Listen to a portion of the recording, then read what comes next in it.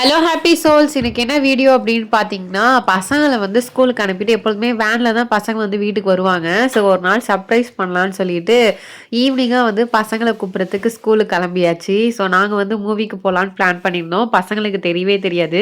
Surprise Vista போய் ஸ்கூல்ல அழைச்சிட்டு தியேட்டருக்கு அழைச்சிட்டு போயிட்டோம். எங்கன்னு பார்த்தீங்கன்னா, மயிலாடுதுறையில உள்ள லா சினிமாஸ்க்கு தான். இந்த தியேட்டர்ல அவங்க பண்ற அட்ராசிட்டிய பாருங்க.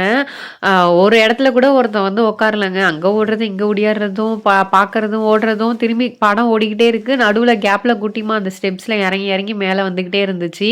அங்க உள்ள எல்லாருமே வந்து இவங்கள தான் பார்த்துட்டு இருந்தாங்க. அந்த அளவுக்கு அநியாயம் கட்டி அடிச்சானுங்க. ஸோ என்ன படம் பார்க்க போனோம் அப்படின்னு பார்த்தீங்கன்னா, யூத் தான் பார்க்க போயிருந்தோம். ரொம்பவே நல்லா இருந்துச்சு. ரொம்ப நாளுக்கு அப்புறம் வந்து ஒரு என்டர்டெயின்மென்ட்டான மூவி பார்த்த மாரி இருந்துச்சு.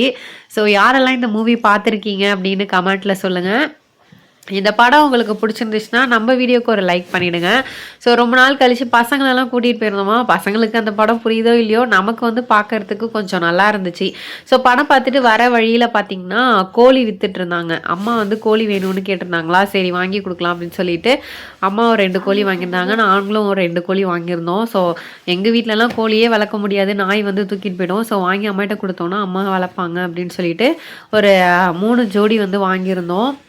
அப்புறம் பார்த்தீங்கன்னா, மெக்கானால் வந்து பசங்களோட ஸ்கூல்ல வந்து கிராஜுவேஷன் அண்ட் அவார்ட் செரிமோனி வந்து நடந்துச்சு. அதில வந்து குட்டிமா வந்து டான்ஸ் வந்து பார்ட்டிசிபேட் பண்ணியிருந்தது. சூப்பரா ஆடியிருந்தது குட்டிமா. ஆனா என்னன்னு தெரியல, நல்லா ஆடுற பசங்கள எப்பொழுதுமே பின்னாடி நிக்க வச்சுட்டு, முன்னாடி ஹைட்டா உள்ள பசங்கள தான் நிக்க வச்சுடுறாங்க. ஸோ இதுக்கு வந்து காஸ்டியூம் வாங்கிக்கிட்டு அவ்ளோ செலவு பண்ண வேண்டியதா இருக்கு. குட்டிமா சூப்பரா ஆடுனுச்சு. ஆனா பின்னாடி நிக்க வச்சுட்டாங்க. ஸோ எல்லா பசங்களுக்கும் வந்து பிங்க் கலர் காஸ்டியூமு நல்லா இருந்துச்சு அத பார்க்கறதுக்கே. இந்த கிராஜுவேஷன்ல வந்து பசங்களோட கிராஜுவேஷன் அவார்ட்லாம் குடுத்ததுக்கப்புறமா, காம்படிஷன்லாம் வைப்பாங்க இல்லையா? ஸோ திருக்குறள் காம்படிஷன் அது இதுன்னு. ஸோ அதுக்கெல்லாம் வந்து பிரைஸ் குடுத்துட்டுருந்தாங்க. K2லேருந்து G1 போற பசங்கலாம் ராப்சோடி சாங்லாம் பெர்ஃபார்ம் பண்ணியிருந்தாங்க. ஆரத்யா வந்து ஃபேன்சி ட்ரெஸ் காம்படிஷன்ல 3 பிரைஸும், கிஷ்ணு வந்து திருக்குறள் காம்படிஷன்ல 3 பிரைஸும் வாங்கியிருந்தாங்க. அதுக்கப்புறம் வந்து கிறிஷ் வந்து இந்த ஸ்பெல் காம்படிஷன் இருக்குல்ல, ஸோ அதில வந்து வின்னர் சர்டிஃபிகேட் வந்து வாங்கியிருந்தான். அப்புறம் லிதுனும் வந்து ராப்சோடி சாங்ல வந்து ஒரு சர்டிஃபிகேட் வாங்கியிருந்தான். ஸோ இப்படி தான் வந்து அன்னைக்கு அவார்ட் செரிமோனி ஃபங்ஷன் வந்து சூப்பரா முடிஞ்சது.